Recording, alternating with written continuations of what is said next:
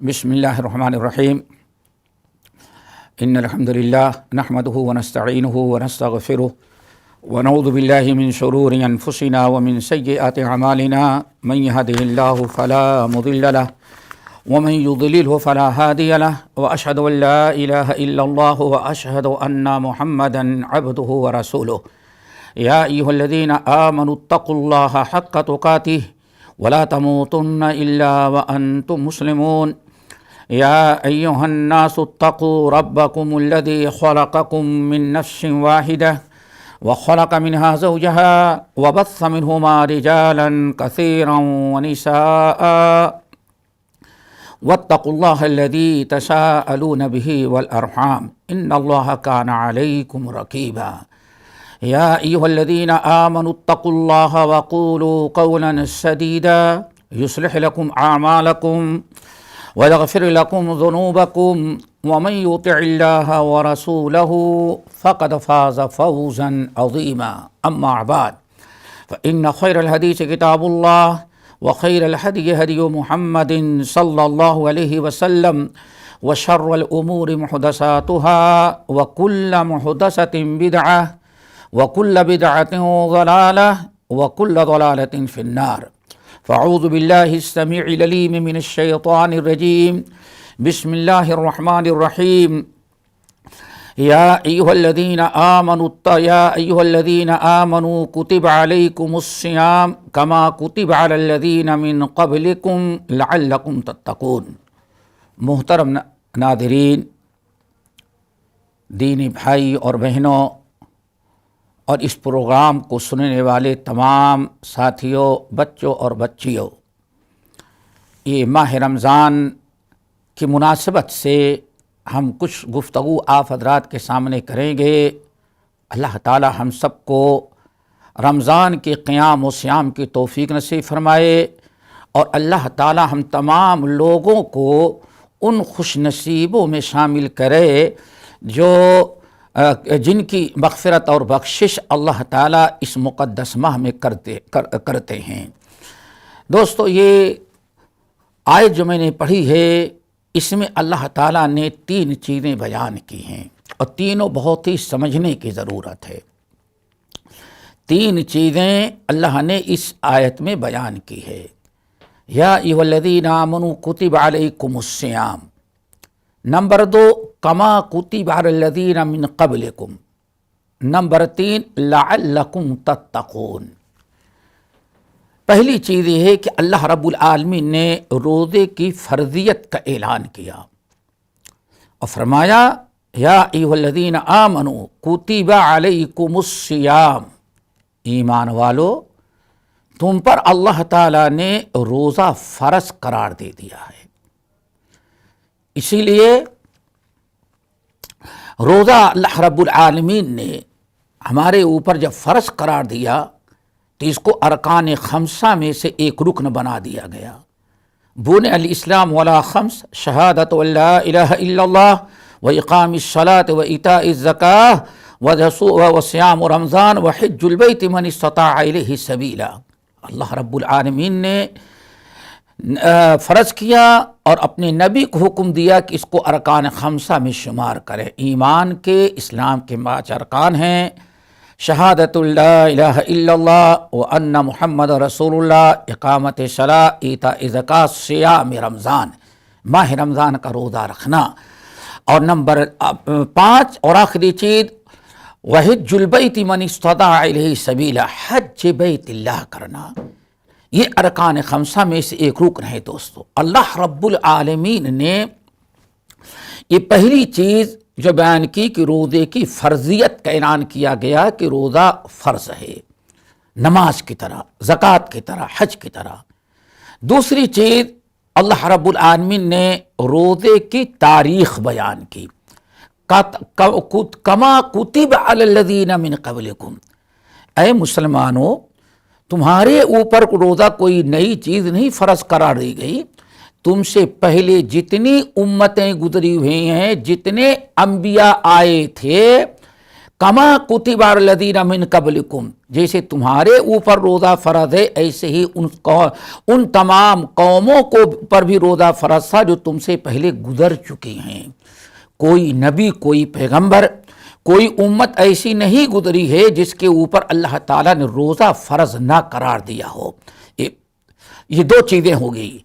पहली चीज़ कुतिबा अलैकुमुस्सियाम, रोज़े की फ़र्दियत। नंबर 2 तारीख़, जैसे रोज़ा तुम पर फ़र्ज़ करार दिया गया है तुमसे पहले ऐसे ही तमाम उम्मतों पर रोज़ा फ़र्ज़ करार दिया गया था। नंबर 3 रोज़े का मकसद अल्लाह ने बयान कर दिया, फरमाया लअल्लकुम तत्तकून, ताकि रोज़ा फ़र्ज़ करने का मकसद ये है कि रोज़े की बरकत से तुम्हारे अंदर तक़वा आ जाए और तुम मुत्तकी बन जाओ। मेन मकसद है रोज़े का तक़वा अपने अंदर पैदा कर लेना, तक़वा का हासिल हो जाना। अगर हम माह रमज़ान का रोज़ा रखें और हमारे अंदर तक़वा पैदा ना हो, इसका मतलब है कि रमज़ान का रोज़ा हमारा ज़ाये गया। जिस मकसद के लिए रमज़ान का रोज़ा फ़र्ज़ करार दिया गया था उस मकसद में हम कामयाब नहीं हुए। ये बड़ी अहम चीज़ है, इसको समझें। ये 3 चीज़ें इस आयत करीमा में अल्लाह ने बयान किया, रोज़े की फ़र्दियत, रोज़े की तारीख़ और रोज़े का मकसद। रोज़े का मकसद है लअल्लकुम तत्तकून, ताकि तुम्हारे अंदर तक़वा आ जाए। तक़वा कहते हैं ऐसे आप आमाल करें, अपने ऐसे अखलाक अपनाएं, आपके ऐसे गुफ्तार किरदार हों जिससे अल्लाह खुश हो करके आपको जहन्नम की आग से बचा ले। इसी चीज़ का नाम दोस्तों तक़वा है। अल्लाह ताला माह रमज़ान की बरकत से हम सब के अंदर तक़वा पैदा कर दे। लेकिन रोज़ेदार, रोज़ा तो बहुत सारे लोग रखते हैं। जो आज इस महफिल में हमें आपके सामने कुछ बयान करना है वो ये कि रोज़ा तो सभी रखते हैं, बहुत सारे लोग रोज़ा रखते हैं, लेकिन रोज़े में के मकसद में कामयाब नहीं होते, मकसद हासिल करने में नाकाम रह जाते हैं। अब इसीलिए आप देखेंगे किताबुल्लाह सुन्नत रसूल की रोशनी में 2 किस्म के रोज़ेदार होते हैं। एक रोज़ेदार तो वो है, एक रोज़ेदार वो है जिसके मुतालिक नबी अलैहिस्सलाम इरशाद फरमाते हैं, मन सामा रमज़ाना ईमाना व इहतिसाबा गुफ़िर लहू मा तक़द्दम मिन ज़ंबी। कितनी बड़ी फजीलत। कुछ रोज़ेदार तो वो हैं कि जिनके रोज़े की बरकत से, जो ईमान और एहतिसाब के साथ रोज़ा रखते हैं, तो अल्लाह पिछली ज़िंदगी के सारे गुनाह माफ़ कर देते हैं। मेन मकसद तक़वा था। तक़वा कहते ऐसे आमाल को जिस अमल की बरकत से इंसान अल्लाह ताला के अज़ाब नार से अपने आप को बचा ले। इसीलिए ये ऐसे लोग हैं रोज़ेदार कि माह रमज़ान के अंदर वलिल्लाहि उतक़ाउ मिनन नार, वलिल्लाहि उतक़ाउ मिनन नार। कुछ लोग ऐसे हैं इतने अच्छे अंदाज से रोज़ा रखते हैं कि रमज़ान गुजरते गुजरते उनको अल्लाह ताला जहन्नम से आज़ाद कर देता है। ये अल्लाह ताला ने आज़ाद कर दिया। और कुछ रोज़ेदार ऐसे भी हैं दोस्तों, कुछ रोज़ेदार ऐसे हैं, कुछ रोज़ेदार ऐसे हैं कि रोज़ा तो रखते हैं, भूखे प्यासे रहते हैं, लेकिन मकसद में कामयाब नहीं होते। ना गुनाहों की मग़फ़रत होती है, ना अपने आप को जहन्नम से आज़ाद करा पाते हैं, और ना तो अपने उनके अंदर तक़वा आता है। जैसे कि नबी अलैहिस्सलाम ने इरशाद फरमाया, कम मिन साइमिन लैसा लहू मिन सियामिही इल्लल जू' वल अतश व कम मिन क़ाइमिन लैसा लहू मिन क़ियामिही इल्ला सहर औ कमा क़ाल अलैहिस्सलाम। आपने इरशाद फरमाया कितने रोज़ेदार ऐसे हैं, व कम मिन साइमिन, बहुत सारे रोज़ेदार ऐसे हैं रमज़ान का रोज़ा रखते हैं, इफ्तार करते हैं, लेकिन अल्लाह ताला इरशाद फरमाते लैसा लहू मिन सियामिही इल्लल जू' वल अतश। उसके नामे आमाल में अल्लाह फरमाते हैं, फरिश्तों इसको रोज़ेदार नहीं लिखना, इसके नामे आमल में लिखो कि दिन भर भूखा रहा और दिन भर प्यासा रहा। अल्लाह अकबर। यानी ये ऐसा रोज़ा तो रखा लेकिन मकसद में कामयाब ना हुआ, तक़वा अपने अंदर पैदा ना कर सका, روزہ بھوکا پیاسا تھا لیکن روزے کے مقصد میں کامیاب نہ ہو سکا. اسی لیے وَكَم مِّن قَائِمٍ، کتنے ایسے تراویح کی نماز پڑھنے والے ہیں ماہ رمضان میں کہ تراویح کی نماز تو پڑھتے ہیں لیکن ان کے نام اعمال میں صرف یہ لکھا جاتا ہے نیت خراب کی اور اپنے پیروں کو دکھایا. دوستو پتہ چل گیا کہ دو قسم کے لوگ رمضان میں دو قسم کے روزے دار ہیں. کچھ روزے دار ہیں جو مقصد میں کامیاب، اور کچھ نے روزے دار ایسے ہیں جو مقصد میں کامیاب نہیں ہوتے. تو آج اس مجلس کے اندر وہ لوگ جو روزے میں کامیاب ہوتے ہیں، جو مقصد حاصل کرنے میں کامیاب ہو گئے، اللہ تعالیٰ کے ہاں تقویٰ بھی، اللہ اپنے دل میں تقویٰ بھی پیدا کر لیا، متقی بھی بن گئے، گناہوں کی مغفرت بھی ہو گئی اور جہنم سے بھی آزاد ہو گئے. کامیاب ہیں. قیامت کے دن ان کے جنت کے سامنے کھڑا کر کے کہا جائے گا تمہیں جنت کے 8 دروازوں میں سے جس دروازے سے تو چاہے داخل ہو جا. یہ ہے کامیاب روزے دار جس کو تقویٰ نصیب ہو گیا، روزے کی برکت سے تقویٰ اپنے اندر پیدا کر لیا.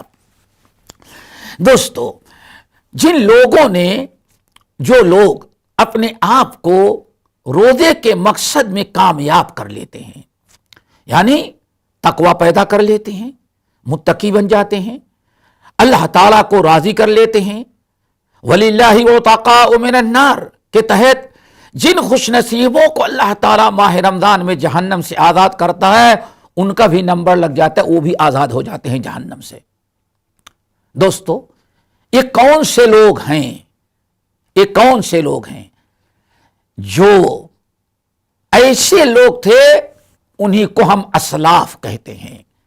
آج اس مجلس کے اندر ہم آپ کے سامنے کچھ باتیں رکھنا چاہیں گے کہ ہمارے اسلاف ماہ رمضان میں کامیابی کیسے حاصل کرتے تھے اور وہ ماہ رمضان کیسے گزارتے تھے.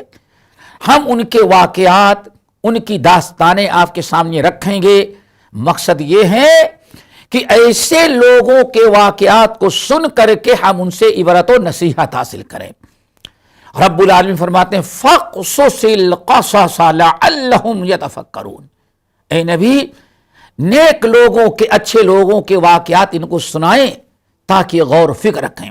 لَقَدْ كَانَ فِي قَصَصِهِمْ عِبْرَةٌ لِّأُولِي الْأَلْبَابِ مَا كَانَ حَدِيثًا يُفْتَرَىٰ وَلَٰكِن تَصْدِيقَ الَّذِي بَيْنَ يَدَيْهِ وَتَفْصِيلَ كُلِّ شَيْءٍ وَهُدًى وَرَحْمَةً لِّقَوْمٍ يُؤْمِنُونَ. نیک لوگوں کے واقعات میں بڑی عبرت و نصیحت اللہ نے رکھی ہے.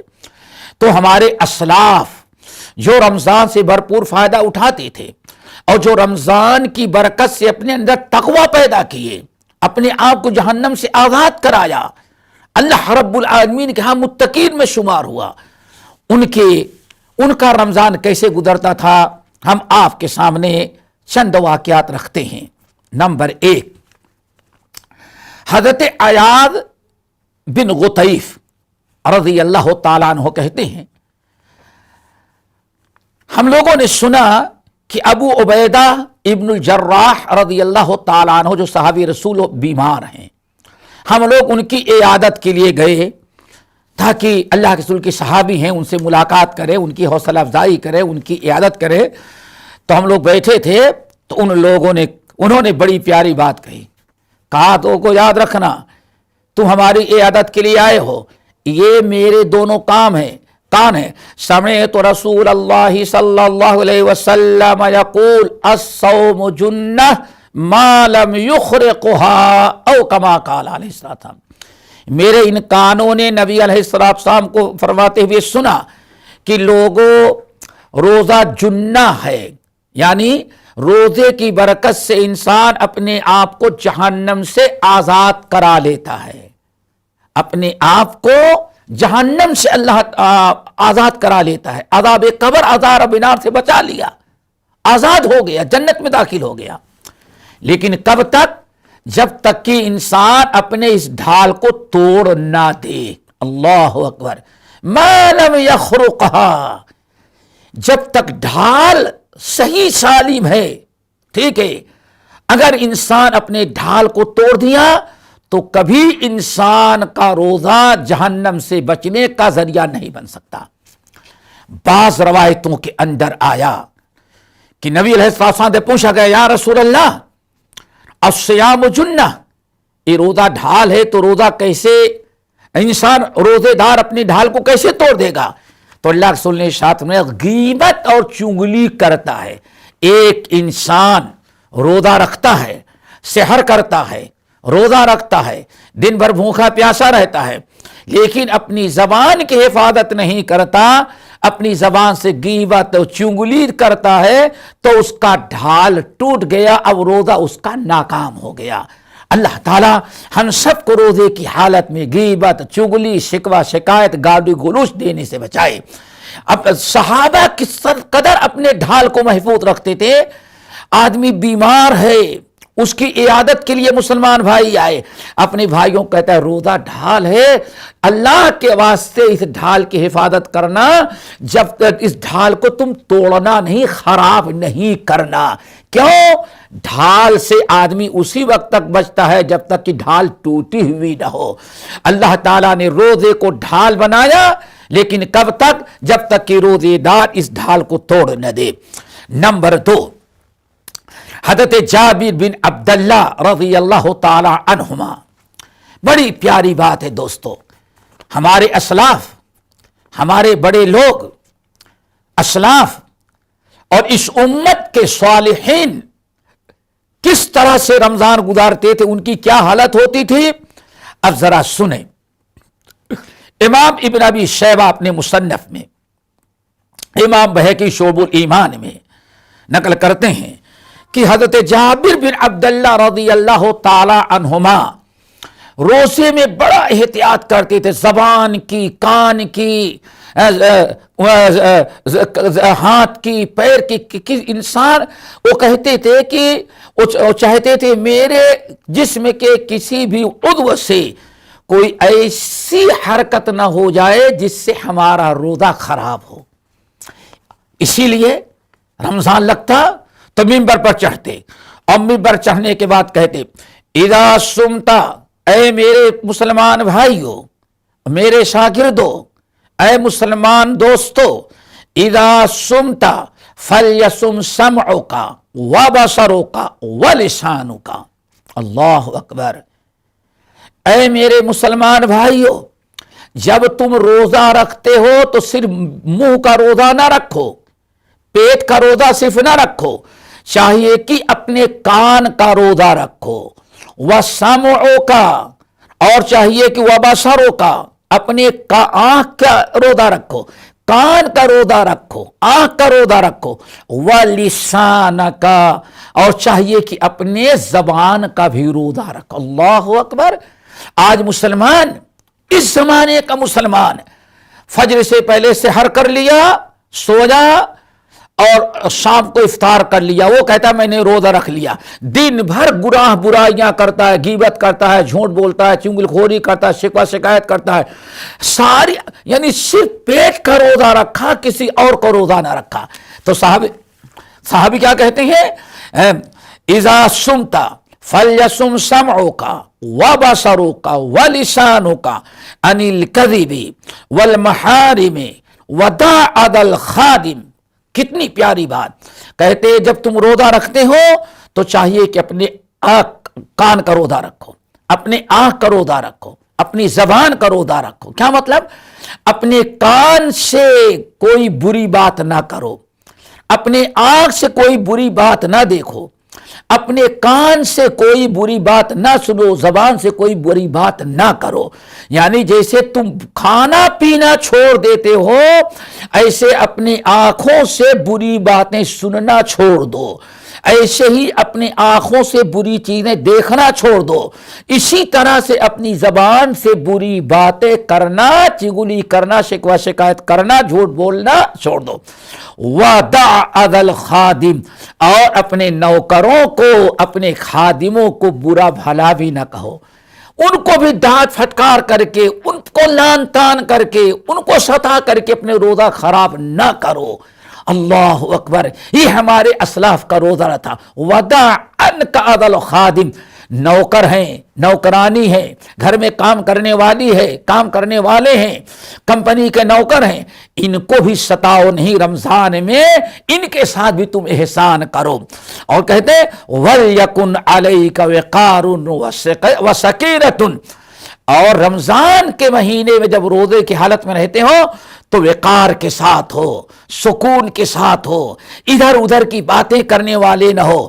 ہاں روزہ لگ گیا ہے، روزہ تکلیف دے رہا ہے، شکوہ شکایت کرنے والے نہ رہو۔ کہتے ہیں وَلَا تَجْعَلْ يَوْمَ صَوْمِكَ وَفِطْرِكَ سَوَاءً، جس دن تم روزہ نہیں رکھتے اور جس دن رکھتے ہو، روزہ رکھنے والے دن اور جس دن روزہ نہیں رکھتے، تمہارے دونوں دنوں میں کردار گفتار کے حساب سے فرق آنا چاہیے۔ رون دیکھنے والے کو پتا چلے کہ ہاں یہ اللہ تعالیٰ کی عبادت میں روزہ رکھ رہا ہے۔ تو دوستو ضرورت اس بات کی ہے کہ آج ہم اپنے اسلاف کا طریقہ اپنائیں اور روزہ رکھیں تو صرف پیٹ کا نہیں، آنکھ کا روزہ رکھیں، آنکھوں کو حرام چیزیں دیکھنے سے بچائیں، اپنے کان کا روزہ رکھیں، کان سے کوئی بری بات سننے کی سے بچیں، اپنے کان کی حفاظت کریں۔ ان السمع والبصر والفؤاد کل اولئک کان عنہ مسئولا، اے ایمان والو یہ تمہارا کان، تمہاری آنکھ، تمہارا دل، یہ کیا کرتے ہو تم ان کے ذریعے، کل اولئک کان عنہ مسئولا، ان میں سے ہر ایک کے متعلق تم سے قیامت کے دن پوچھا جائے گا، سوال کیا جائے گا کہ روزہ رکھ کر کے کان سے تم نے کیا سنا، کان کا استعمال کہاں کیا، آنکھوں سے تم نے کیا دیکھا۔ تو دوستو ہمارے لیے ضروری ہے کہ ہم اپنے اسلاف کے اس طریقے کو اپنائیں۔ کہا جاتا ہے طلیق ابن قیس، مشہور صحابی ابو ذر غفاری رضی اللہ تعالی عنہ، بڑے جلیل القدر صحابی ہیں۔ طلیق بن قیس کہتے ہیں حضرت ہمارے استاد اللہ کے رسول صلی اللہ علیہ وسلم کے صحابی حضرت ابو ذر کہتے تھے اذا صمت فتحفظ ما استطعت، اللہ اکبر، جب تم روزہ رکھتے ہو تو جتنا اپنے روزے کی حفاظت کر سکتے ہو تم حفاظت کرو، کوئی ایسی چیز نہ دیکھو، کوئی ایسی چیز نہ سنو، کوئی ایسی بات نہ بولو، کہیں ایسی جگہ جاؤ نہیں، کوئی ایسا عمل، کوئی حرکت نہ کرو جس سے تمہارا روزہ خراب ہو، روزہ متاثر ہو۔ تو ضرورت ہے صحابہ کرام کے طور طریقے کو اپنانا۔ اذا صمت فتحفظ ما استطعت، جب روزہ رکھتے ہو تو تم روزے کی حفاظت کرو حتی الامکان، تاکہ تو ہر ایسی چیز سے اپنے روزے کو بچاؤ جو روزے کو نقصان پہنچانے والا ہے۔ یہ تو حضرت ابو ذر غفاری کہتے ہیں، لیکن ابو ذر غفاری رضی اللہ تعالیٰ عنہ کے شاگرد طلیق بن قیس، جن کو حضرت ابو ذر غفاری رضی اللہ تعالیٰ عنہ نصیحت کر رہے تھے اذا صمت فتحفظ ما استطعت، جب تم روزہ رکھو تو اپنے روزے کی حفاظت بھی کرو۔ تو طلیق اس نصیحت پر اتنا عمل کرتے تھے کہ راوی کہتے ہیں فکان طلیق اذا کان یوم صومہ دخل فلم یخرج الا للصلاۃ، اللہ اکبر، جب استاد نے، اللہ کے رسول کے صحابی نے نصیحت کر دیا طلیق کو کہ دیکھو طلیق بن قیس، روزہ رکھتے ہو تو اپنے روزے کی حفاظت کرو، اپنے زبان کی حفاظت کرو، اپنے کان کی حفاظت کرو، اپنی آنکھوں کی حفاظت کرو۔ تو اتنا اچھی نصیحت قبول کیا، کہتے ہیں کہ جب روزہ رہتے تو گھر کے باہر ہی نہیں نکلتے تھے، سوائے اذان کے بعد مسجد میں جاتے اور مسجد میں نماز پڑھ کر کے پھر واپس آ جاتے، تاکہ کہیں ہماری نگاہ، ہمارا کان، ہماری زبان کوئی غلط بات نہ کہہ ڈالے، کوئی غلط چیز دیکھ نہ لے۔ حضرت ابو ہریرہ رضی اللہ تعالیٰ عنہ کے ساتھیوں کے بارے میں آتا ہے کہ ان کے ساتھی جو تھے، ان کے شاگرد، جب روزہ رکھتے تو اللہ کے گھر مسجد ہی میں بیٹھ جاتے تھے، وہ اپنے گھر بھی نہیں جاتے تھے، صرف مسجد کے اندر بیٹھے عبادت کرتے رہتے، ارے بھائی باہر جاؤ، نہیں باہر جاؤں تو کہیں ایسا نہ ہو میری نگاہیں کوئی غلط کام کر ڈالیں، کان کوئی غلط بات سن لے، دل میں کوئی غلط چیز آ جائے، ہم سے کوئی غلط کام ہو جائے۔ اس لیے ہم اللہ کے گھر میں رہتے ہیں تاکہ ہمارا روزہ محفوظ رہے۔ اللہ اکبر۔ میرے مسلمان بھائیو، روزے دارو، ذرا غور کرو کہ روزے کی حفاظت ہمارے اسلاف کیسے کرتے تھے۔ امیر المؤمنین علی بن ابی طالب رضی اللہ تعالیٰ عنہ کے بارے میں آتا ہے، جب شعبان کا آخری خطبہ دیتے اور رمضان کا یا پہلا خطبہ دیتے تو کہتے، الا اے مسلمانوں سن لو، الا ان الصیام لیس من الطعام والشراب، اے مسلمانوں رمضان آ چکا ہے۔ روزے کا مطلب یہ نہیں کہ ہاں کھانا پینا چھوڑ کے سب کچھ تم کرتے رہو۔ اللہ اکبر۔ اے لوگو، الا ان الصیام لیس من الطعام والشراب، لوگو یاد رکھنا رمضان لگ چکا ہے، ہم لوگ روزہ رکھتے ہیں۔ روزہ یہ نہیں ہے کہ کھانا پینا دن بھر ترک کر دو، سحر سے لے کر کے مغرب تک کچھ کھاؤ پیو نہیں، یہی روزہ نہیں ہے، بلکہ روزہ کیا ہے؟ وَلَكِنَّ الصِّيَامُ مِنَ الْكَذِبِ وَالْبَاطِلِ وَاللَّغْوِ، لیکن روزہ یہ ہے کہ انسان اپنی زبان سے جھوٹ نہ بولے، اپنے زبان کی حفاظت کرے، والباطل کوئی غلط کام نہ کرے، واللغو اور کوئی فضول اور بیکار ٹائم پاس نہ کرے، یہ ہے روزہ۔ اللہ اکبر۔ ہمارے اسلاف کس قدر روزہ رکھا کرتے تھے؟ ہمیں چاہیے کہ ان چیزوں کو یاد رکھیں۔ آگے ذرا دیکھیں، امام ابو العالیہ رحمت اللہ علیہ، اسلاف کا رمضان، امام ابو العالیہ رحمت اللہ علیہ بڑی پیاری بات کہتے ہیں۔ اور ابو العالیہ یہی وہ عالم دین ہے جو کہا جاتا ہے صحابہ کرام کے بعد، اصحاب رسول کے بعد سب سے بڑا اگر قرآن کا کوئی عالم تھا تو کہا جاتا ابو العالیہ رحمت اللہ علیہ تھے۔ یہ کہتے تھے لوگوں، الصیام الصائم فی عبادت ما لم یغتب، اے لوگوں روزہ ایک عبادت ہے۔ اللہ اکبر۔ روزہ ایک عبادت ہے، اس لیے روزے دار کی بڑی فضیلت آئی ہوئی ہے۔ روزے دار جب دعا کرتا دعا قبول ہوتی ہے۔ روزے دار کے منہ کی بدبو بھی اللہ تعالیٰ کو مشک عنبر سے زیادہ پسند آتی ہے۔ کیوں؟ روزے دار عبادت میں ہے۔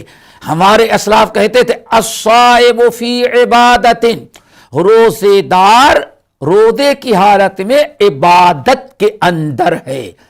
واللہ دوستو، اگر یہی ایک چیز صرف کی سمجھ لو تو کبھی روزے دار کوئی غلط کام نہیں کرے گا۔ الصائم فی عبادت، سحر کے وقت سے غروب آفتاب تک روزے دار جو روزہ رکھا اللہ کی عبادت میں ہے، لیکن اس کی عبادت کب ختم ہوتی ہے؟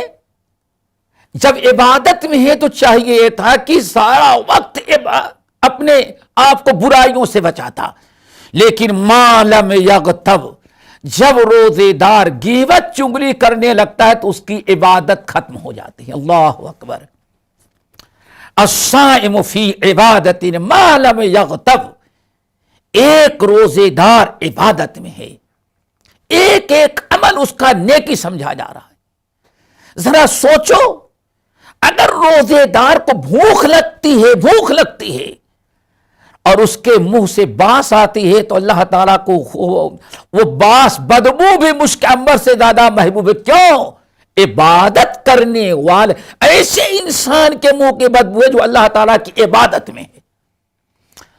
عبادت آپ کر رہے ہیں، عبادت کی حالت میں برا کام کریں، عبادت کی حالت میں ہنستے رہیں، غیبت چغلی شکایت کریں، منکرات اور بے حیائی کی باتیں کریں، غیبت چغلی کریں۔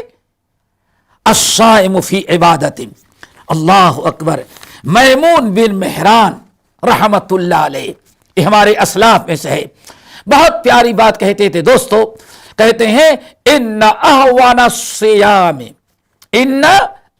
الصیام ترک الطعام والشراب، اے لوگو سب سے آسان روزہ تو یہی ہے کہ انسان کھانے پینے کو چھوڑ دے. اتنا آسان کام کوئی نہیں ہے. کھانا پینا چھوڑ دے کوئی نہیں.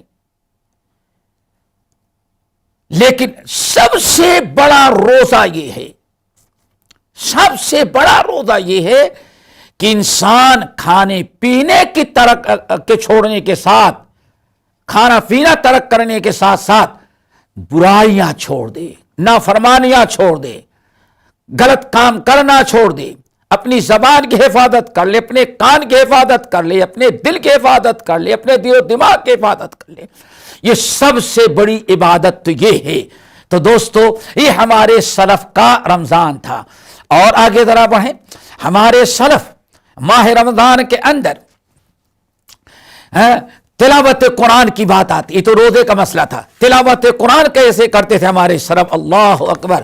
ہمارے سلف تو تلاوت قرآن کرتے تھے چونکہ ماہ رمضان کے اندر، ماہ رمضان کی مخصوص عبادتوں میں سے دوستو ایک عبادت ہے تلاوت قرآن. اسی لیے کہا جاتا ہے اگر ماہ رمضان میں تلاوت قرآن سے کوئی اس سے بھی بڑا کوئی عمل ہوتا تو اللہ تعالیٰ جبرائیل امین کو اس عمل کے لیے بھیجتا. لیکن نبی علیہ السلام کے پاس پورے رمضان جبرائیل امین آسمان سے آتے تھے. فیدارسہ القرآن، اور قرآن کا دور کرتے تھے. پتہ یہ چل گیا کہ بہترین اعمال میں یہ ہے کہ انسان رمضان کے مہینے میں زیادہ سے زیادہ تلاوت قرآن کرے. اللہ اکبر. تلاوت قرآن آئیں ذرا دیکھیں. حضرت عبداللہ بن مسعود رضی اللہ تعالیٰ عنہ کے بارے میں آتا ہے کہ سال بھر ہفتے میں ایک ختم کرتے تھے. یوم السبت یعنی ہفتے سیٹرڈے سے سورۃ البقرہ شروع کرتے تھے اور فرائیڈے جمعے کو من الجنۃ والناس پر ختم کرتے تھے. یعنی مہینے میں 4 ختم. اللہ اکبر. 4 ختم کرتے تھے پورے رمضان میں. پورے سال بھر یہ ان کی تلاوت، اتنی کثرت سے تلاوت قرآن کرتے تھے. لیکن جب ماہ رمضان آ جاتا، جب رمضان کا مہینہ آ جاتا تو ہر 3 دن میں ایک ختم قرآن کرتے تھے. یعنی ذرا سوچیں رمضان میں کتنی تلاوت کرتے تھے. یہ عبداللہ بن مسعود رضی اللہ تعالیٰ عنہ کا ہے. دوستو، جیسے آپ رمضان میں سلف کے حالات سنے کہ سلف کیسے روزہ رکھتے تھے اور ان کے کیا کیا کردار تھے، تو روزے کے ساتھ اللہ نے حدیث کے اندر، اللہ تعالیٰ نے کتاب میں شہر رمضان الذی انزل فیہ القرآن ھدی للناس وبینات من الھدی والفرقان، اللہ نے دونوں کو جوڑ دیا ہے. صیام اور قرآن کا بڑا گہرا تعلق ہے. نبی علیہ الصلوۃ والسلام نے بھی حدیث میں قرآن اور صیام دونوں کو جوڑ، یشفعان للعبد، روزہ اور قرآن دونوں قیامت کے دن اللہ تعالیٰ کے سامنے آ کر کے بندے کی شفاعت کریں گے. بہت بڑی نعمت ہے دوستو. قرآن کی تلاوت، اسی لیے اسلاف روزے کی طرح تلاوت قرآن کا بھی اہتمام کرتے تھے. عبداللہ بن مسعود رضی اللہ تعالیٰ عنہ کو سن لیا. منصور بن زازان یہ تابعی ہیں. ان کے متعلق آتا ہے اللہ اکبر کہ ماہ رمضان کے اندر ان کی حالت یہ تھی کہ سوائے نماز پڑھنے کے لیے قرآن کی تلاوت بند ہوتی تھی، ورنہ پورے رمضان بھر ضرورت بھر کے لیے سوئے، دنیا کے اپنے بہت ساری مشغولیات چھوڑ کر کے تلاوت قرآن میں مشغول ہو جاتے تھے. دن بھر تلاوت قرآن کرتے رہتے تھے. صرف اذان ہوتی تو تلاوت قرآن بند کر کے نماز پڑھنے کے لیے جاتے، واپس لوٹتے پھر تلاوت قرآن شروع کر دیا کرتے تھے. امام بخاری رحمت اللہ علیہ کے بارے میں آتا ہے کہ ہر تیسرے دن، اللہ اکبر، ہر تیسرے دن امام بخاری رحمۃ اللہ علیہ رمضان میں اپنے ساتھیوں کے ساتھ تراویح کی نماز پڑھتے اور لمبی قرات کرتے، اور اس کے علاوہ رات کو دن میں تلاوت قرآن شروع کرتے، اور ہر تیسرے دن سحر کے وقت ختم کرتے اور دعا کرتے، اللہ میری اس عبادت کو قبول کر لے۔ بعض صحابہ تابعین اسلاف موت کے وقت ان کے بچے رونے لگے، کہا کیوں روتے ہو؟ کہا آپ دنیا چھوڑ کے جا رہے ہیں۔ کہا پرواہ نہ کرو، یہ جو کمرہ ہے اس کمرے میں تمہارے باپ یعنی میں نے 4000 مرتبہ ختم قرآن کیا ہے۔ اللہ اکبر۔ اس طرح سے بہت سارے اسلاف کے واقعات ہیں کہ انہوں نے وہ تلاوت قرآن میں بہت ہی زیادہ اہتمام کیا کرتے تھے۔ دوستو، ہمیں چاہیے کہ ہم تلاوت قرآن کا خاص اہتمام کریں۔ تلاوت قرآن کے علاوہ آئیں، نبی علیہ الصلوۃ والسلام نے ارشاد فرمایا، من فطر صائما، روزہ افطار کرانے میں ہمارے سلف کا کیا کردار تھا۔ اللہ اکبر۔ کہا جاتا ہے حضرت عبداللہ ابن مسعود رضی اللہ، عبداللہ ابن عمر ابن الخطاب رضی اللہ تعالیٰ عنہ کے متعلق آتا ہے کہ کبھی انہوں نے روزہ صحت و تندرستی میں اکیلے نہیں افطار کیا۔ اللہ اکبر۔ ہمارے اسلاف افطار کا وقت ہوا، دیکھ رہے ہیں کون کون ملا رہا ہے، بہت سارے لوگوں کو اکٹھا کرتے، غریب کو، مسکین کو، مسافر کو، اور سب کو اکٹھا کرنے کے بعد سب کے ساتھ مل کر کے افطار کرتے، تاکہ صدقے اور خیرات کا بھی ثواب، اجر اور ثواب ملتا رہے۔ ہمارے اسلاف نے اس طرح سے رمضان کا بڑا اہتمام کیا، صدقات اور خیرات کا، اطعام طعام کا، کیونکہ نبی علیہ الصلوۃ والسلام نے روزے کے ساتھ جیسے قیام، جیسے روزے کے ساتھ اللہ کے رسول صلی اللہ علیہ وسلم نے تلاوت قرآن کا تذکرہ کیا ہے، ایسے ہی نبی علیہ الصلوۃ والسلام نے کھلانے کا، پلانے کا، صدقات اور خیرات کا بھی نبی علیہ السلام روزے کے ساتھ جوڑ دیا ہے۔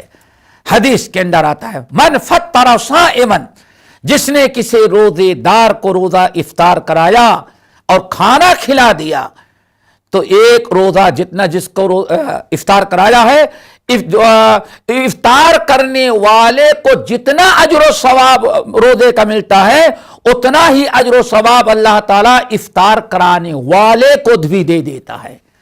کئی صحابہ کرام سے حدیث مروی ہے، ایک دن نبی علیہ الصلوۃ والسلام نے ارشاد فرمایا، ان فی الجنۃ غرفا یری ظاہرها من باطنها وباطنها من ظاہرها، اے لوگوں، جنت میں اللہ تعالیٰ نے کچھ محل تیار کر رکھے ہیں، اور وہ محل اتنے عالی شان، اتنے بہترین ہیں کہ جس کو اللہ تعالیٰ وہ دے دیا، اندر جائے گا تو باہر کی ساری چیزیں نظر آئیں گی، باہر جائے گا تو اندر کی ساری چیزیں نظر آئے گی، یعنی بہترین قسم کا بڑا عالی شان محل اللہ نے تیار کر رکھا ہے۔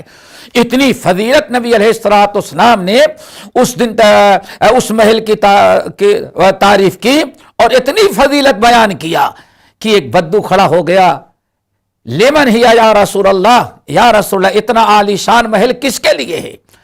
تو نبی علیہ الصلوۃ والسلام نے ارشاد فرمایا، لمن الان الکلام واطعم الطعام وتابع الصيام وصلى بالليل والناس نيام۔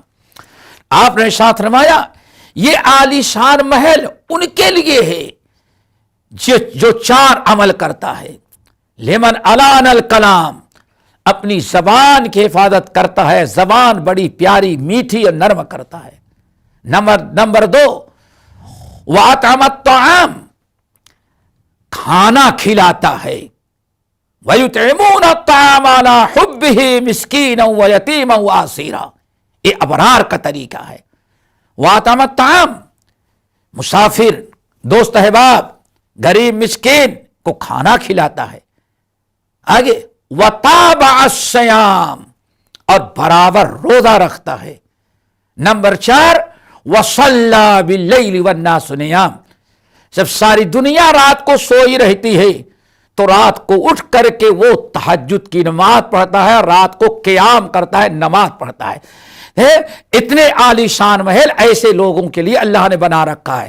دوستو یہاں دیکھیں اللہ رب العالمین نے روزے کے ساتھ ساتھ وَأَطْعَمَ الطَّعَامَ بھی تذکرہ کیا ہے۔ اسی لیے صحابہ کرام رضوان اللہ علیہم اجمعین اور ہمارے اسلاف کا جو رمضان ہوتا تھا وہ صدقہ اور خیرات کا مہینہ ہوتا تھا۔ اسی لیے خود نبی علیہ السلام کے بارے میں آتا ہے کہ فلا رسول اللہ صلی اللہ علیہ وسلم کان رسول اللہ صلی اللہ علیہ وسلم اجود الناس، نبی علیہ السلام پوری کائنات میں اللہ کے بعد سب سے زیادہ جود و سخا، یعنی غیروں کو فائدہ پہنچانے والے، غیروں کے کام آنے والے تھے۔ لیکن وَكَانَ أَجْوَدُ مَا يَكُونُ فِي رمضان، اور خاص طور سے رمضان کا مہینہ جب لگ جاتا تو آپ کے جود و سخا کی تو انتہا ہو جاتی تھی۔ آخر میں عبداللہ بن عباس رضی اللہ تعالیٰ عنہ اس حدیث میں کہتے ہیں فلا رسول اللہ صلی اللہ علیہ وسلم کان اجود من الريح المرسلہ، اللہ کی قسم نبی علیہ السلام کتنی سخاوت کرتے تھے، کتنے لوگوں کے ساتھ احسان کرتے تھے، کتنے لوگوں کو دیتے تھے، کھلاتے تھے، پلاتے تھے، فائدہ پہنچاتے تھے۔ اللہ کی قسم فلا رسول اللہ صلی اللہ علیہ وسلم اجود من الريح المرسلہ، گرمی کے موسم میں ٹھنڈی ہوا جب چلتی ہے تو ٹھنڈی ہوا سے اللہ کے مخلوق کو جتنا فائدہ پہنچتی ہے، اللہ کی قسم رمضان میں اللہ کا رسول اس سے بھی زیادہ اللہ کے مخلوق کو فائدہ پہنچاتے تھے۔ تو میرے بھائیو یہ ہمارے اسلاف کا رمضان تھا۔ اللہ تعالیٰ سے دعا کرو کہ اللہ تعالیٰ ہم سب کو ایسے ہی ہمیں اپنے اسلاف کے طریقے پر جو شریعت کے مطابق عمل کرتے رہے رمضان گزارتے تھے، اللہ تعالیٰ ہم سب کو ایسے ہی رمضان گزارنے کی توفیق نصیب فرمائے۔ الہ العالمین ہم نے جو کہا اللہ تعالیٰ اس کو اگر سب حق ہے تو اللہ تعالیٰ سب کے دلوں میں اتار دے اور قبول کرنے کی توفیق نصیب فرما، اور ہمیں اللہ تعالیٰ ہمیں بھی اس پر عمل کرنے کی توفیق دے۔ الہ العالمین ہم سب کا رمضان ایسے گزرے جو آپ کو راضی کرنے والا ہے، جس سے تقوی پرہیزگاری حاصل ہوتی ہے، جو ہر قسم کی مشکلات کو آسان بنانے والا ہے، جس سے ہم عذاب قبر عذاب نار سے بچ جائیں۔ اقول قولی ھذا واستغفر اللہ من کل ذنب واتوب الیہ۔